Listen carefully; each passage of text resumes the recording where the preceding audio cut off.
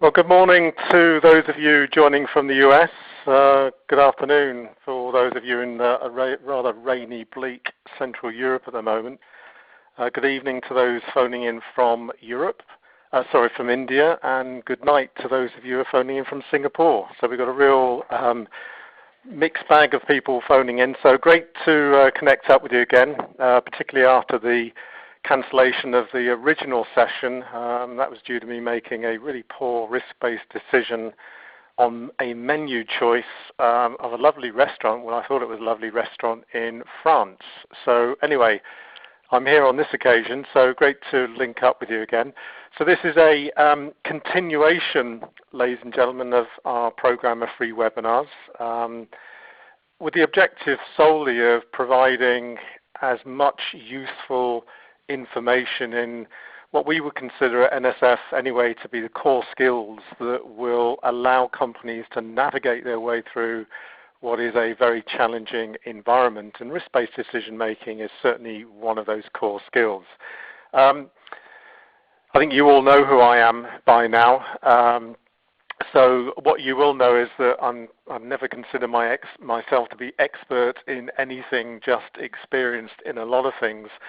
And certainly in my 35 years in the pharma industry, one thing I do have a lot of experience of, as indeed do many of you, is that process of risk-based decision making. And one thing I'm also very, very passionate about is helping people excel at doing the basics well. And risk-based decision making is exactly one of those basic skills that, you know, if we perfect, if we practice, if we continue to improve, will actually make our lives so much easier.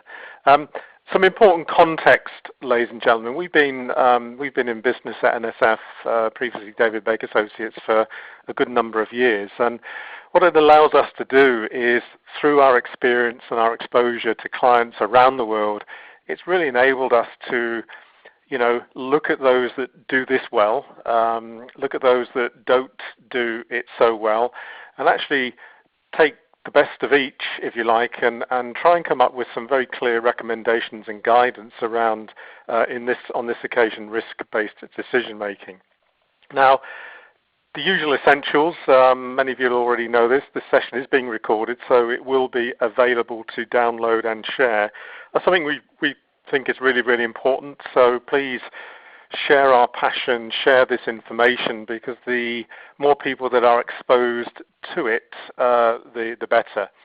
So that session recording is available, and you'll be told afterwards how to access it. What I'm going to go over, ladies and gentlemen, over the next sort of 50 minutes or so is really a summary of what we cover on a lot of our courses, the risk-based decision making for quality professionals. You've got some information there. And we also run a very specialized course for the risk-based decision making for those of you involved in sterile product manufacture. So this represents a summary of a lot of what we cover in those courses, but obviously we have the opportunity on these courses to go into an awful lot more detail. Again, my promise to you, the following really. I want to share with you what the science tells us about decision making. I'm going to share with you what nature has given us when it comes to decision making, and we have some pretty powerful tools, some of which are good, some of which are not so good, that we need to make the best of and manage and control in equal measure. But importantly, I want to describe how you balance the two, how you balance what we know in theory represents good decision making against what we have practiced since the minute we arrived in this world, these very strong, evolutionary, survival-driven decision making tools that nature has given us. They're useful, but they can also be counterproductive in a modern world for which the evolutionary decision-making tools were never really designed. And it really will boil down to providing guidance on how to take a more structured, more logical approach to risk-based decision-making. And ultimately, as with all of these webinars, I really want to encourage you to learn more. I want you to go out and practice so that we can all change the way in which we make decisions and become better decision makers. So they're my promises to you, which I will deliver in the next 50 minutes or so. Now, let me pose you this question: how would you would you do this? How would you feel about doing this? Before I got married and had to be a responsible adult, my passion in life was rock climbing, and this is a very famous rock climb I was on many, many years ago, too many years to remember. This is for the aficionados, if there are any aficionados rock climbing out there. This is the Idwal Slabs, North Wales, United Kingdom, and a classic route in rock climbing terms. Now, many of you will look at this and go, "You've got to be kidding! You'd never catch me up there because it's too risky." The point of putting this slide there is that when it comes to risk-based decision making, it's influenced by a number of factors. One of which is your appetite to risk. Another one of which is how you go about minimizing the risk of things going wrong. And any good rock climber will tell you they do not do a route unless they are well prepared, physically and mentally, that they are well equipped, that they have weighed up what could go wrong, the pros and cons, and actually taken the appropriate safety measures to ensure that the decision to climb on this particular day was one that was right rather than one that was risky. Or would you do this? Now, if the camera had got any closer to me and seen the facial expression on this occasion, it would have been very, very difficult because I was not enjoying this. This is the north face of the Eiger. One of the reasons I was not enjoying it is a very, very dangerous mountain where you cannot control the variables. You can only do so much. Would you do this? Would you make that kind of risk-based decision making? In other words, propping up a vehicle, and if that doesn't collapse, if these things give way, then the exploding fuel tank that he's welding next to certainly will. But in his mind, that is a perfectly sound decision under the conditions that he faces. Would you do this? Many of you who've attended these webinars in the past will have seen this picture. Always quite, I find it amusing. I find it, I guess, quite shocking that somebody would do something like this. You know, he's got a drill on a conductor in a swimming pool, but he's thought about the risk because he's got safety glasses on. Or would you do this? And some of you have seen these slides before. Now, the whole point of these examples is that these people are making what they consider to be the best decisions available to them at the time, with the information and knowledge and skills and tools and techniques available to them. And this is one of the reasons I'm quite fascinated in the subject of decision making, both what makes good decision makers and why intelligent people do, on reflection, crazy things. So, risk-based decision making. What's interesting is that we have a lot of evolution behind us, and a lot of what we've been given in terms of our decision-making skills have been designed for one thing and one thing only, and that is our survival, to enable us to make the right decisions really, really quickly so that we protect ourselves and those around us. And that set of tools and techniques may have been great for however many hundreds of years ago, but actually in the modern world are not necessarily fit for purpose. So we have some really, really strong habits to overcome if we want to make the right risk-based decision in what is a very modern and challenging world. And what I'm going to discuss and describe to you and walk you through is a very structured decision-making process, your 6 to fix. From step 1, which is to drive down your uncertainty with regard to the situation that you face, the problem that you encounter, or the decision that you have to make. Once you've driven down your uncertainty, to define the situation that you find yourself in, the problem statement, if you want to call it that, and then to assess the risk, then to carefully consider how those risks can be controlled, then to look at your options, and then to select the best option, and then finally, step 6, to communicate, document, and follow up. Now, it's really, really easy just to say, look, all you have to do, guys, is follow steps 1 to 6. But as you know, and as I know, it's not quite that simple. Often we don't have all of the information, often the pressure is on, often we don't have sufficient time, and so on and so on and so on. Now, if there is one question I'd like to ask you is, if you were to consider steps 1 to 6, which one of those steps is more important than any other? Now, the answer is actually step 1. It's taking time to really drive down your level of uncertainty so that you really understand as best as you can the situation that you face, so that you can make a decision based upon an informed basis. Well, look, we'll walk through each one of these, ladies and gentlemen, so that you can see how each one of these steps plays a part, but also how challenging they are to implement in the real world at the sharp end, when the pressure and stress of the situation is actually driving you back to the old evolutionary habits, which is largely emotional-driven decisions.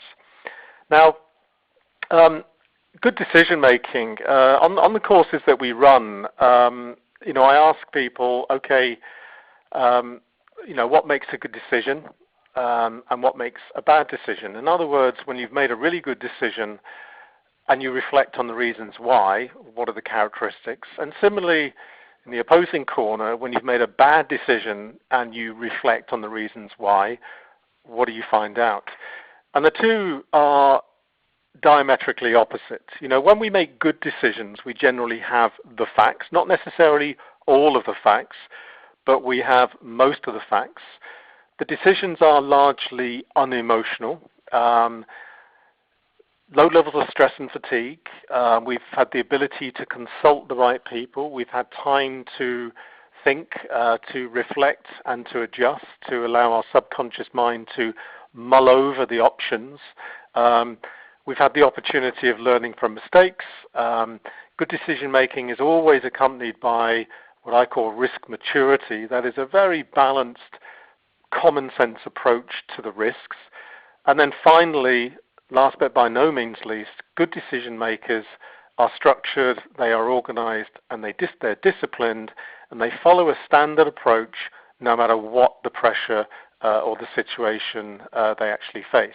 Now, if you contrast that with your own experiences of poor decision making, it's largely the complete opposite. When I certainly reflect on decisions that I've made that have turned out to be really bad, usually they're decisions where circumstances, or maybe my lack of attention, have resulted in a high level of uncertainty. Anytime you make a decision where there's a lot of emotion flying around the place, you can bet your bottom dollar that that decision is going to be wrong. Peer pressure has a profound effect on decision making. I think we've all been in meetings where decisions are being made and you're sat there thinking, am I the only one who thinks this is crazy? But our desire to be accepted, our desire to be loved, our desire to be respected and part of the group is so powerful that peer pressure can actually convince us to agree with things that actually we can't necessarily agree to. Stress, fatigue, and overload have a huge impact on our decision making and our thinking abilities, as do distractions, lack of consultation. Decisions made purely on gut feel can be right, but often can be wrong. So, and lastly, risk aversion, fear of loss. Interestingly, fear of loss, that is pain and criticism, is twice as powerful as the fear, as the benefit of gain. So it's not surprising that many decisions are very conservative in their assessment of risk, for the simple reason that that is the way that we have evolved. So Good decision making down on the left-hand side has all of those characteristics, and poor decision making down on the right-hand side, many of those characteristics, and probably a few more if we were to give them due consideration. Some common mistakes that we see as we go around companies around the world, and often companies who are facing pressures of remediation, pressures associated with regulatory action. So normally lots of pressure, lots of stress, lots of fatigue, lots of emotion flying around in those circumstances. And these are some of the common mistakes that we actually observe here at NSF. One is assessing risk before the problem is really understood. In other words, making snap decisions, not getting data, not getting information, not consulting widely, and going with that intuitive gut feel alongside the aversion to risk that often results in an incorrect or poorly judged decision. Another mistake we often see, ladies and gentlemen, decisions made or driven by assumption and emotion rather than by data. Emotion is a really, really powerful driver in our decision-making process.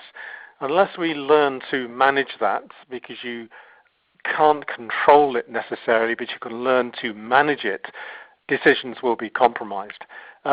Decisions made in isolation without consultation. One of the beauties of consulting widely, that is asking people across the organization, throughout the organization, at every level, what they think about X. Providing you do that in a genuinely open way where you are listening actively to ideas and suggestions, that is a really important part of good decision making, because it means that you're driving down even further your levels of uncertainty. I've emphasized a lot so far about driving down uncertainty, about getting data, about getting information. That's great, but that can also have a detrimental effect in that it can paralyze us. There's this lovely term, paralysis by analysis. We can be so confused, so overwhelmed by the information that we have, it actually leads to confusion. And sometimes people use this to avoid making a decision, as indeed do many people like to avoid the decisions in what I call the grey zone. Certainly my experience in the pharmaceutical industry is that very few decisions, and I've worked as a QP as well as in operations, very few decisions are genuinely yes or no, or black and white as we call them. They're always a shade of grey. In other words, it could go either way. Some other common mistakes, often an impatience, the pressure is on, time is short, somebody wants that product, somebody wants that batch, and there can be an impatience that then leads to usually a poor decision. Panic can on occasion set in, as indeed can in some cultures and environments, this what I call macho decision making, where firing from the hip, shooting from the hip is seen as a good sign of leadership, whereas we all know it's not. And then finally, failure to consider the full consequences beyond the obvious of that particular decision. So people make the best decisions available to them at the time, and when you're faced with situations and problems to explore, one of the things to keep in your mind is that what was driving this decision, why did they do this, because clearly on reflection some of these are crazy decisions. The observant amongst you will also note that these are all men. I think the less said about that, the better.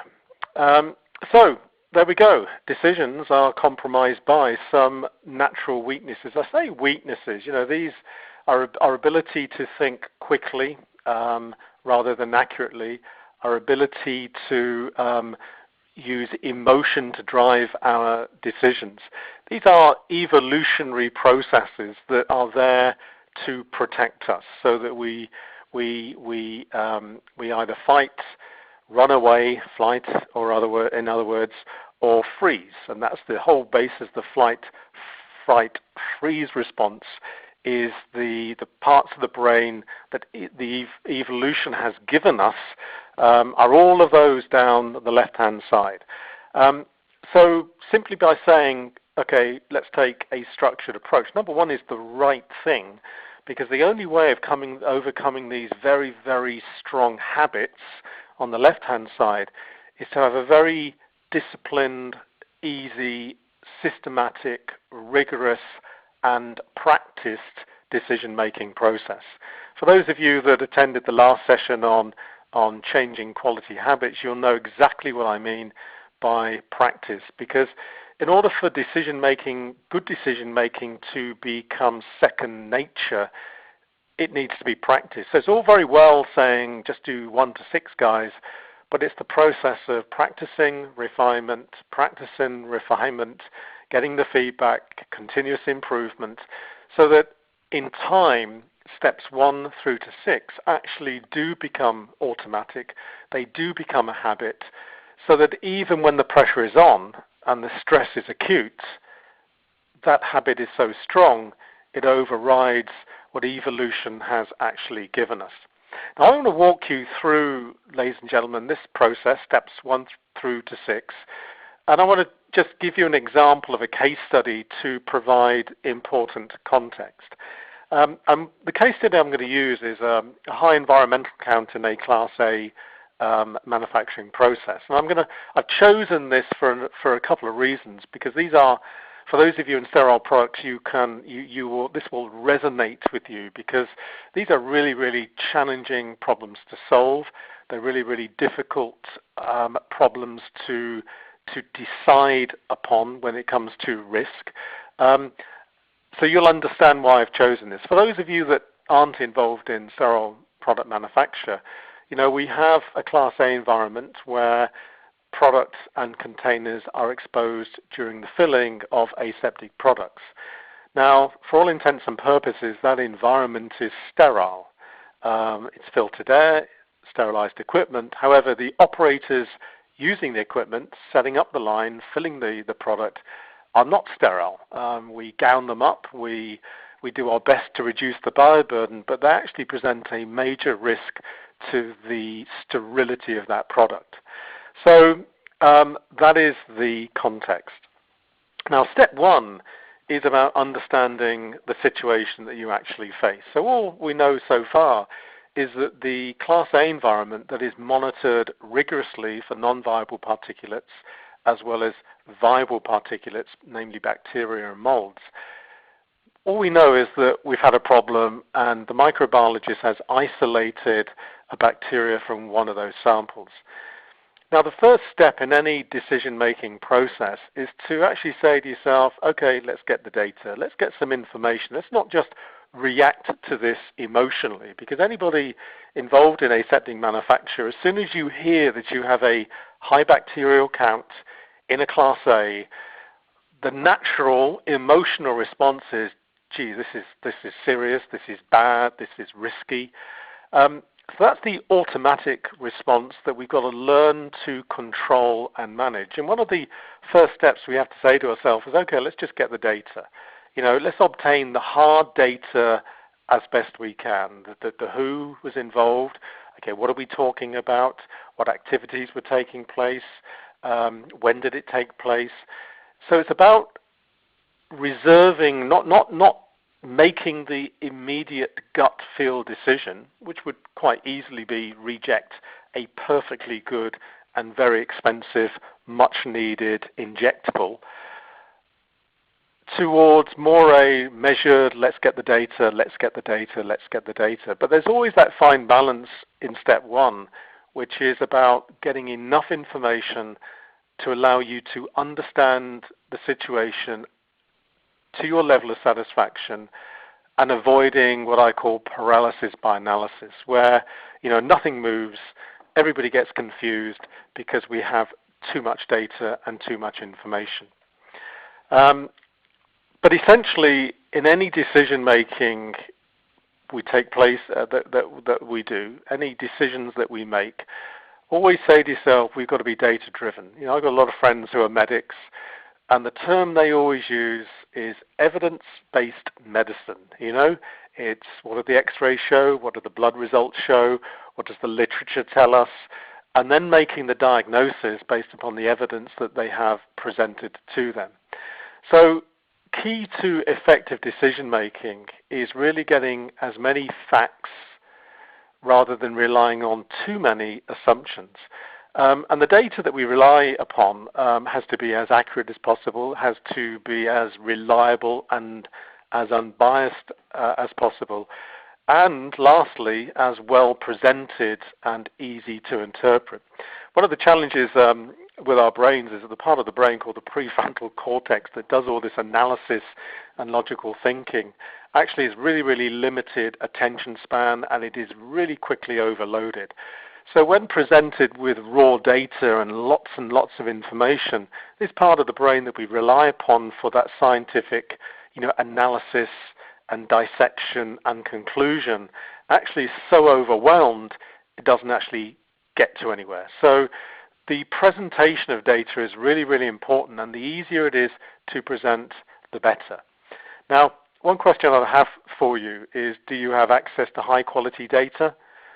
Surprising number of companies do not. And what it means is that whether they are QPs, whether they are managers in operations, because data is so difficult to gain access to, so hard to understand and interpret when it is made available, the brain actually gives up. And then what happens is that emotional part of the brain kicks in that says, you know what, reject it just in case, or making an even riskier decision that may affect the patient, all driven by the barrier that the poor access to good quality data has actually created.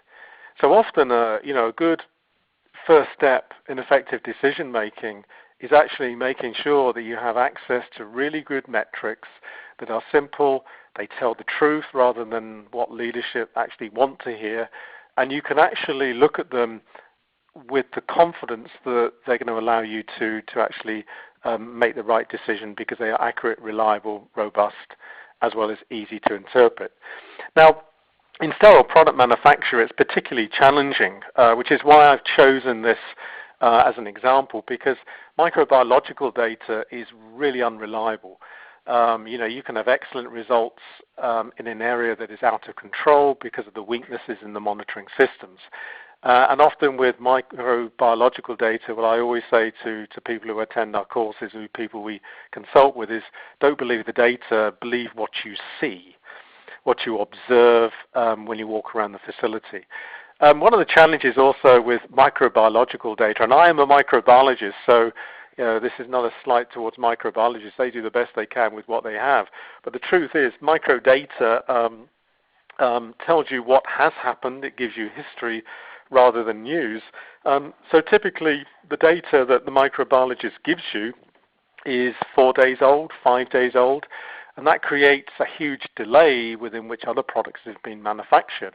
So that creates yet another dynamic, which is, well, what is the scope of this problem?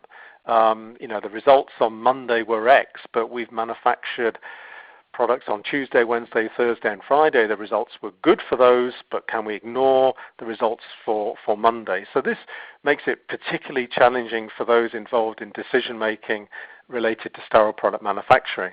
As indeed does the next one, the root cause can be many months old. That single cause, if there is such a thing, of that incident could be very, very old.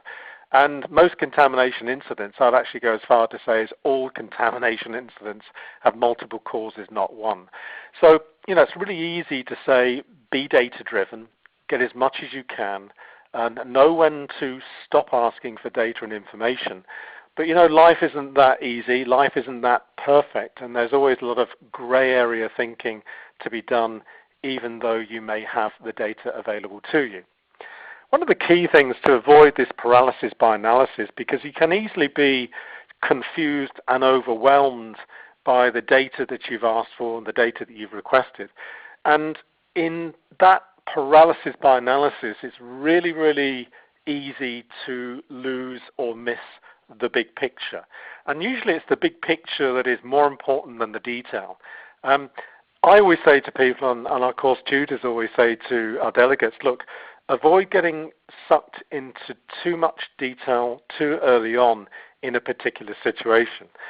And these are the types of questions that I've always asked and are equally applicable in any dosage form. You know, this particular incident, is it single or multiple batches? Is it one or more facilities? Is it one of more markets? Is there a direct patient risk? Is it a compliance risk? Is there a risk to supply? And I guess there are a few other questions there. And the technique that we use on our courses that people practice and by the end of which they are very familiar with is what we call peeling the onion. We actually say to our delegates, look, when confronted with a situation where a decision is required or a problem needs to be solved, just imagine, visualize peeling an onion. In other words, just taking one layer off at a time. In other words, undress the problem. Just be patient. Ask the big picture questions first, consult widely, but do not get into too much detail too soon, because in doing so you miss the obvious, you become overwhelmed, you easily convince yourself you found the solution when in fact you're really way off because you did not consider the broader pictures. And I would say, 9 times out of 10, and I think it's by virtue of our audience being scientists, being pharmacists, microbiologists, chemists, people who are very data-driven, 9 times out of 10 they go straight for the core of the onion. You know, they go straight for what they believe to be the cause, straight into the detail, without asking the very big, broad questions in the first instance. And one key question in any problem-solving exercise I always used to ask anyway was, okay, what's changed? You know, we're assuming this is a one-off situation rather than part of an adverse trend. Therefore, something has changed somewhere, whether it be to do with plant and equipment, procedures, people, materials and components, suppliers and third parties. Something has changed that has actually created the situation that we face ourselves, and in this case, it's a high bacterial count. And you can see here that there is a real risk of data overload because, you know, if you start asking questions and interrogating data in each of these areas, you very quickly become swamped and overwhelmed by it, which is why those overview questions are so important to be asked.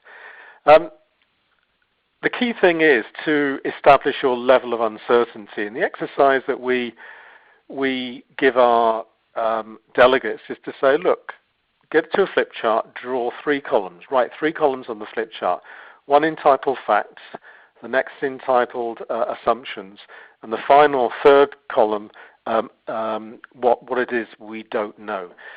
And as we give delegates more and more information in response to the questions they ask the course tutors, they start to populate this flip chart with the facts that they know, the assumptions that they are prepared to accept, and what it is they don't know and need more data and more information on. And the whole purpose of this exercise is to get people to recognize they simply must drive down their levels of uncertainty by data interrogation, but more importantly, in my opinion, consulting widely, talking to as many people as possible. It's that step 1 of the process that we mentioned earlier on, because by summarizing, okay, what is it I know? In other words, the hard data, the facts. What assumptions can I safely make? And what it is I don't know? That drives the investigation to remove uncertainty rather than solve the problem. So many people want to solve the problem quickly so they can move on to the next one because their attitude is, I've got to solve the problem, rather than answering the question of, let's just drive down uncertainty. Because the more you sort of hang free, so to speak, and you focus on diagnosis rather than prescription, the better the decision you will actually make. Because the simple fact is, you cannot make the right decision with a high level of uncertainty.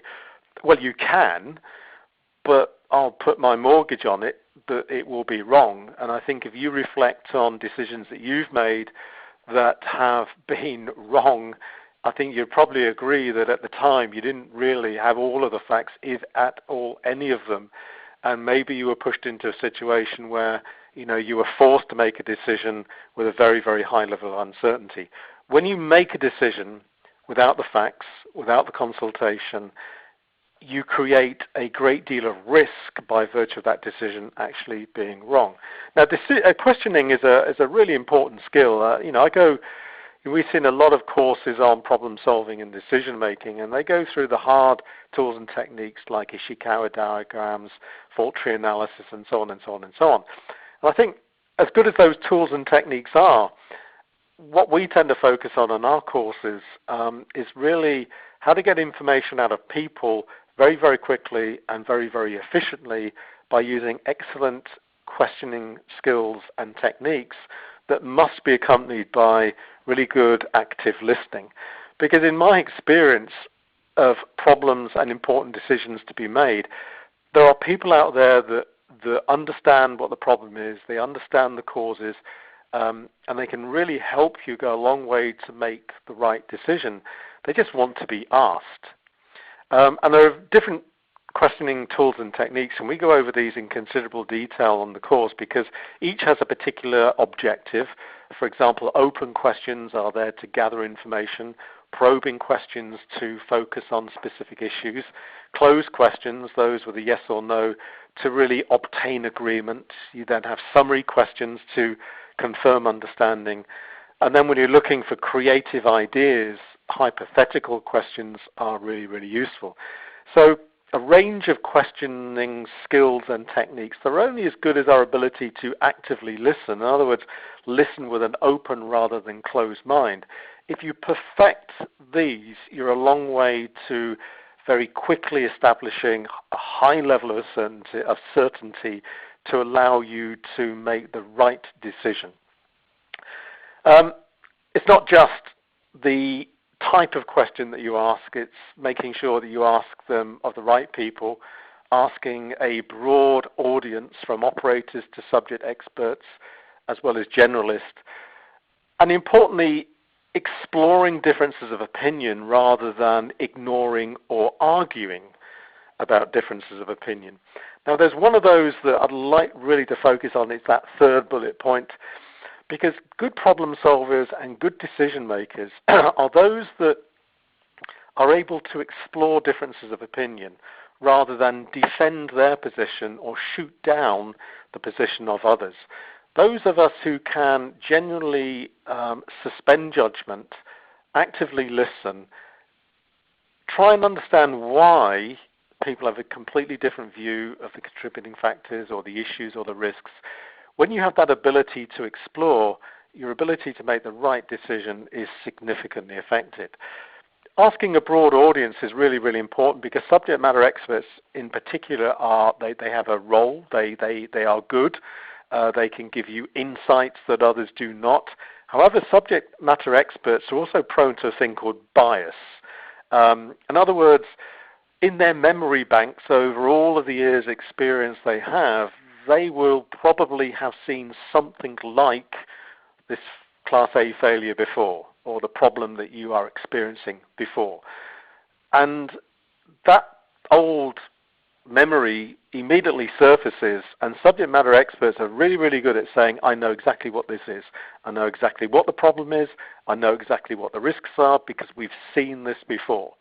And the challenge there is that often these SMEs, this sort of gut feel, very intuitive decision can be wrong because the situation that they face now is not the same as the one they originally had many, many years ago.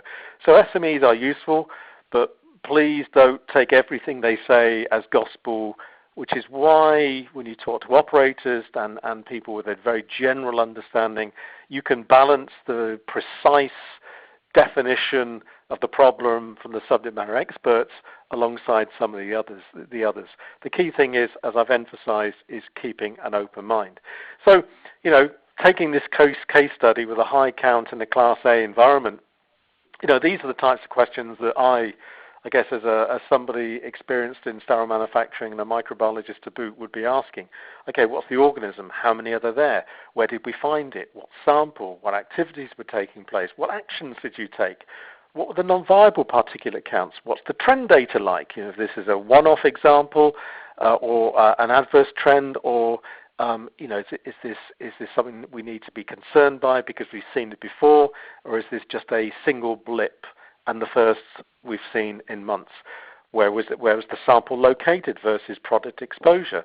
Interventions, were there any taking place at the time, etc., etc., etc. So any of you steeped in sterile manufacturing, these would not be surprising to you. The point I'm making is that this is about getting hard and fast data, driving down your levels of uncertainty, because I think it's fair to say, depending upon the answers to one or two of these questions, would very heavily influence you as to whether this is a big, big problem or actually something that we don't need to worry about. We're going to come back to that example and give you some answers to those questions later. So once we've driven down our level of uncertainty, we've defined what is it we know, what can we safely assume, and what is it we still don't know. We then have to say, look, we're never going to know everything, so we've got to decide whether that level of uncertainty is acceptable to us, and then move on to step 3, namely risk assessment.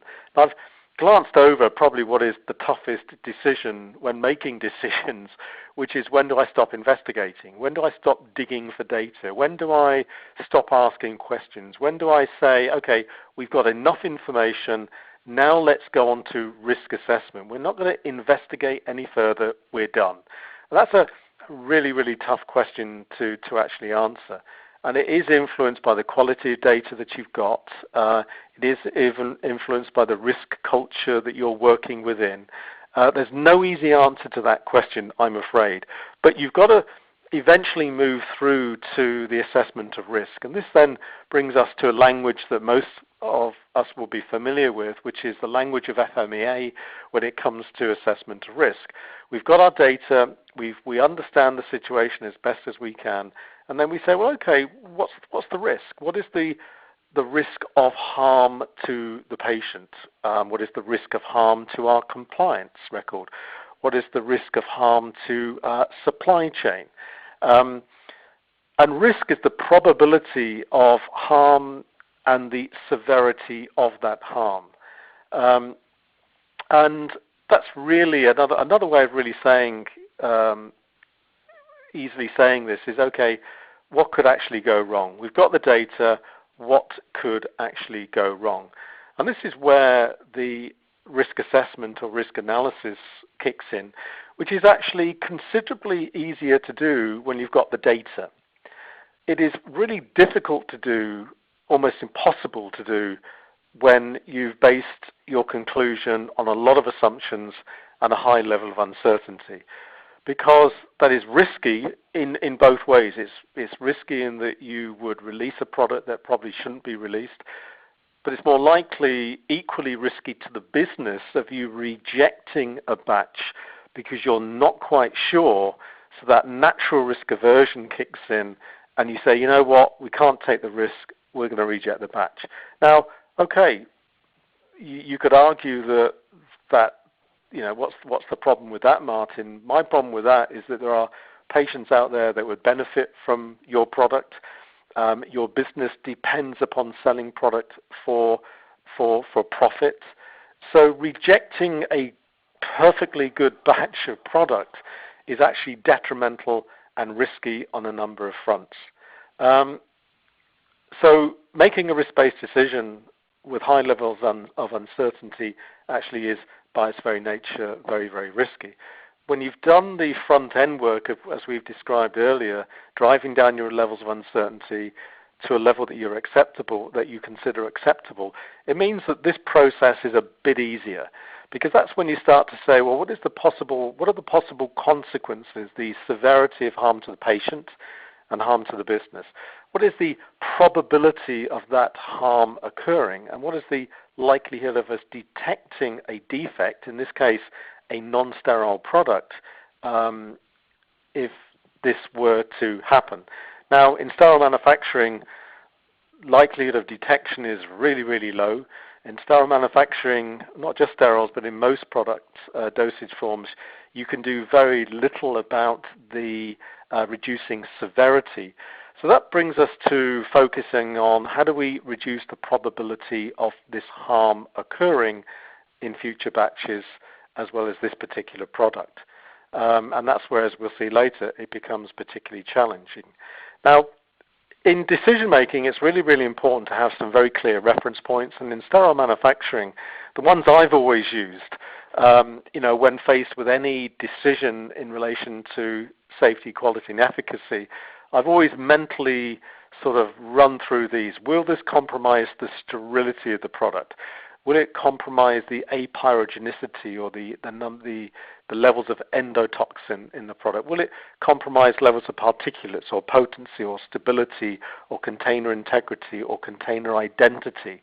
And for tablets, the questions you'd be asking yourself around uniformity of content, distribution of drug substance, particle size, are all very relevant to tablets, and you would have a similar set of questions for APIs and so on and so forth. The point here is that when making decisions, you've got to have a clear set of reference points that guide you so that you contain those emotions that will cause you to make the wrong decision. So these reference points relate to the key quality attributes of the product in question. Step 4 then is risk evaluation and control, where you're actually comparing the risk versus the criteria that may be quantitative or qualitative. You may use the RPN score. In FMEA, you may just use high, medium, alone. But the key thing here is that you take the data, you take the information, you apply these criteria, and you end up with an evaluation of risk that, if you've done it well, is based upon a very good diagnosis of the problem and understanding of the manufacturing process. So if you were to have this set of data, this information given to you as a in response to this particular high count in the Class A, this would be very much worst case. In other words, this is where this would be a very clear black and white failure decision. The batch is rejected, where you have staphylococcal species that come from people. You have 10 colony forming units in the active air sampler at the point of fill during the operation. This is part of an adverse trend, product was exposed, and so on and so on and so on. That would be a very easy decision for a QP or a release officer to actually make. Decisions very rarely, however, in my experience, are that black and white, and we'll come on to the sort of grey area decision later on. But this is the information that would be provided. So the severity of harm would be high, the probability of that harm occurring would be high. So on that basis, it's a very clear reject. Bob, you've raised a question. Too many people perform risk assessment to not what they should do. In other words, you're absolutely right, Bob. Risk assessment is often used to justify bad practice. And that's why risk assessment, when done poorly by people who don't understand the product, don't understand their process, haven't got information available to them because they haven't done the diagnosis phase, they're the guys that then have already made the decision, whether it be to release or reject, and they're using the risk assessment process to justify the decision, the gut feel decision that they probably made within 10 or 15 minutes of being presented with the problem. And that brings me back to what we mentioned right at the beginning, which is these emotional decisions that are made often within seconds and often drive the decision-making process and problem analysis to justify the decision that was made really, really early on. And driven purely by one thing called gut feel. And that really emphasizes the importance of taking this structured 1 to 6 process so that you avoid that happening and you avoid risk assessment being used to to justify something that is actually very, very wrong. So this is when you say to yourself, okay, we've done our risk assessment. Can we do anything to control it? Well, not in this particular case, because this is a product that has been made 5 days ago. But we can certainly use the decision to prevent the problem happening again and actually prevent this risk from surfacing for future products. Now, after you've done the risk assessment, the question you're asking yourself, look, is this risk unacceptable? Is this acceptable or not? What can be done to reduce risk? What can be done to eliminate risk? And the key thing with risk assessments and the control and reduction steps associated with it is that it must be proportionate to the problem that you're actually facing. Bob made another important point that he agrees with what I just said there. But often, there are considerable commercial pressures that, at the end of the day, we are here to make product, to sell product, so the revenues can pay us, can pay our shareholders, and so on and so on and so on. And many of us will be manufacturing highly valuable product, products worth $500,000 per batch and more. And it means that whenever risk assessments are done, and conclusions made, there are always going to be people, and I've been in manufacturing and operations, as have many of you, where you justifiably say, okay, you want to reject $500,000 worth of product, why? And providing you've done that investigation well, providing there is data that supports the assessment of risk, your conclusion is easier to understand and easier to accept. And when I talk with CEOs and head of operations and commercial people, and we talk about these commercial pressures that sometimes often influence decisions, one of the reasons one of the complaints they give to me is they say, Martin, they don't have the data, they don't have the information, they can't really talk to us about the reasons for rejection. And when that is the case, it often results in risk assessment being used inappropriately. So it is all about that diagnosis stage that we talked about very, very early on. Now, in that black and white example that I gave you, the conclusions and actions that we would take from that, okay, we're going to reject the batch, we don't have any other option. A really tough question to ask for any qualified person or any quality professional or anyone in operations, because they have a vested interest in quality as well, is, are other batches possibly implicated? In other words, we found this problem with one product, one batch, what about others? And that is really again down to the investigation to conclude, look, is this one batch, 2 batches, 3 batches, or more? We would improve equipment reliability. We would reduce the frequency of interventions. We would educate our workforce better in aseptic practice. And we would improve the reporting and action taking for the trends that were evident before, because clearly if this was part of an adverse trend, why the heck didn't we do anything about it? So, the conclusions and corrections, corrective and preventive actions are a lot easier to identify and implement when the investigation has been done well. In my experience, it's really tough to implement the right corrections and corrective and preventive actions when the investigation is largely based on assumptions and very, very little data. Now, if you take what I've just described there would be, as many QPs in sterile products would consider, a no-brainer. The batch is rejected. But this would be a very different experience. This would be a gray area decision where, if it was the same type of organism, because it usually is a operator-borne organism in these cases, same number from an active air sampler, but hey, it's the stopper hopper after completion of filling. We don't have any adverse trends. There are no abnormal interventions. We have good aseptic practice throughout. In other words, if I was in operations, I could put a very strong case to accepting that batch based upon that information and that data. And inevitably, when making a decision, you're always going to get differences of opinion. And it comes back to what I was saying earlier around, okay, if somebody disagrees with the decision that you're making, even though you've gone through those steps clearly and precisely, don't focus on defending your decision. Focus on exploring the reasons why they think differently, because you know what? They could be right. Risk reduction, we move on to the next step. This is when we focus on mitigating severity, although that's usually not possible, or on reducing probability, or on increasing detectability. I say with care because I don't favor that because it's too little too late. But ultimately you get to a stage of accepting the risks that you are taking. And it's interesting, I'm running a session with a client in a few weeks' time on decision making under pressure.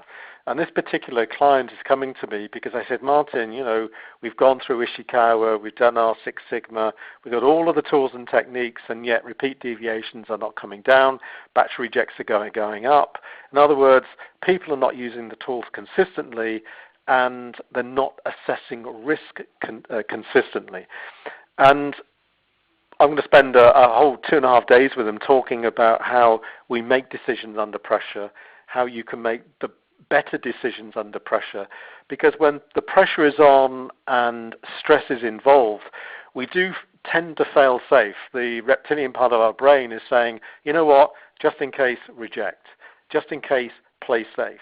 Well, unfortunately, when doing that, you often create more risk by playing safe. So just saying quite easily to accept risk is easy to put in writing, but actually in practice quite hard. But that's the subject of another session, no doubt. Step 5 is about, okay, let's look at options. Now, when you have disagreements, there's always different decisions that can be actually made, and it's about exploring all options rather than sticking with the one that you've decided. And it really comes back to what I said earlier about exploring differences of opinion so that you collectively come to the right decision, even though it may not be yours. And then finally, step 6 is about, okay, let's communicate, let's document the reasons and the rationale and the reasons why and the reasons why not. And importantly, and it's highlighted in bold for a very good reason, follow up. Because the only way we improve our decision making is by going back, revisiting what we did, whether it be 6 weeks, 6 months, a year after, to say, well, did it work?